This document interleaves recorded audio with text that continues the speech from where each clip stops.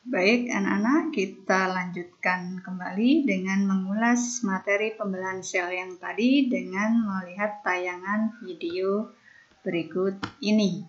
Nah, kalian simak baik-baik untuk penayangan videonya ya. Kita mulai dari pembelahan mitosis dulu.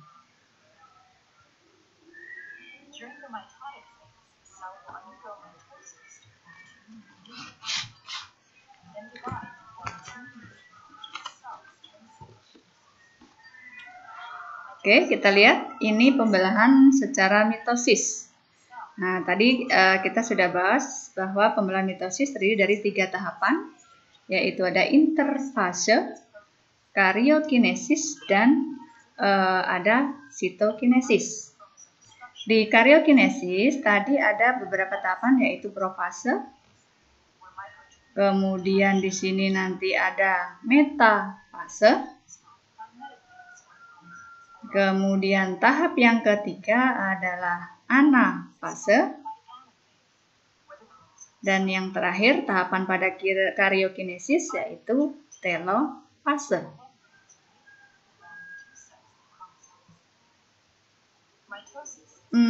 Kita mulai dari tahapan pertama yaitu disebut dengan interfase. Nanti di situ ada juga sitokinesis. Kita lihat dulu tahapannya.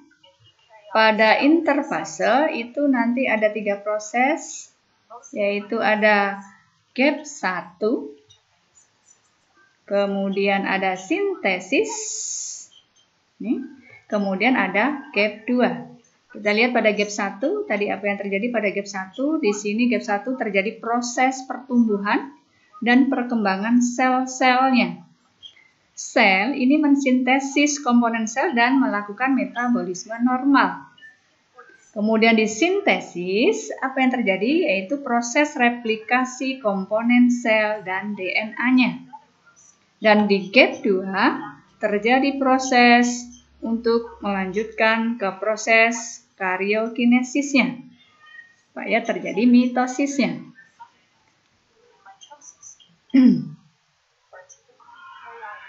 Baik, sekarang kita lihat di proses karyokinesisnya, yaitu proses pembelahan nukleusnya, yang terdiri dari ada 4 tahapan tadi, yaitu prometa, ana, telo.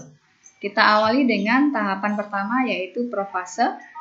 Ini adalah kromosom, kemudian di kromosom itu ada sentromernya, ada lengan kromosom yang disebut dengan kromatid, kemudian ada sentrosom tadi atau sentromer. Pada tahap profase, apa yang terjadi tadi adalah kromatid menebal, ya, kemudian DNA dikemas. Sentrom membelah, membran inti melebar. Lanjut ke tahap berikutnya, yaitu adalah metafase. Kita lihat pada fase ini, apa yang terjadi? Yaitu kromosom berjejer di bidang pembelahan. Nah, ini kromosomnya tadi sudah berjejer di bidang pembelahan. Ini bidang pembelahannya. Dan setelah berjejer dengan rapi di bidang pembelahannya ini, kemudian masuk ke tahap yang ketiga, yaitu tahapan anafase.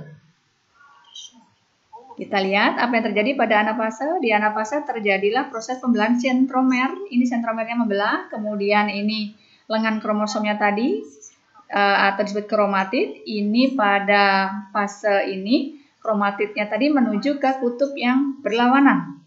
Nah, jadi masing-masing lengannya akan menuju ke kutub yang berlawanan sehingga siap menuju ke tahap berikutnya, tahap akhir, yaitu pada tahap telofase.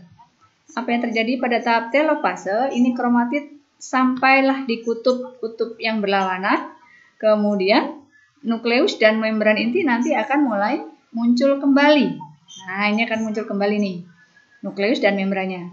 Setelah itu, sel sudah siap membelah sehingga terbentuklah 2 sel anakan yang sama persis dengan induknya, disebut dengan diploid sifatnya atau 2N. Nah, akhirnya tahapan berikutnya adalah sitokinesis, yaitu fase istirahat. Nah, ini untuk proses pembelahan mitosis. Baik. Ini nanti kita lanjut ke pembelahan meiosis. Kita rangkum dulu untuk mulai mitosis tadi terdiri dari 4 tahapan pada karyokinesisnya atau pada pembelahan nukleusnya.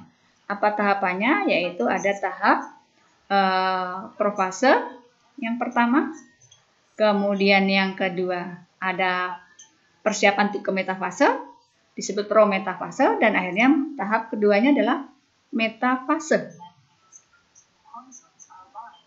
Di metafase ini kromosom berjejer di bidang pembelahan. Tahap yang ketiga adalah anafase. Ini lengan kromosomnya sudah mulai membelah menuju kutub yang berlawanan, dan akhirnya di tahap telofase sudah siap membelah, terbentuk 2 individu baru atau 2 sel anakan yang identik dengan induknya. Oke. Kita lanjut tahap yang berikutnya, yaitu pembelahan meiosis. Kita lihat dulu tayangan videonya. Ini adalah pembelahan meiosis. Meiosis itu terjadi pada sel-sel kelamin atau sel-sel gamet. Kita kenal ada 2 sel gamet, yaitu gamet jantan dan gamet betina.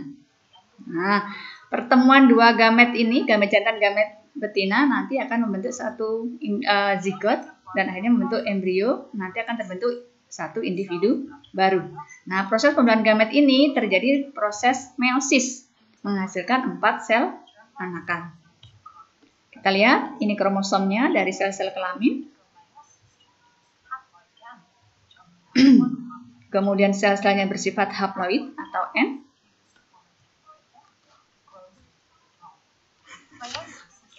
Pada meiosis, ini nanti akan terjadi 2 kali pembelahan, yaitu meiosis 1 dan meiosis 2. Masing-masing meiosis itu nanti akan mengalami tahapan gap 1, sintesis, dan gap 2. Kemudian masuk ke meiosis 2.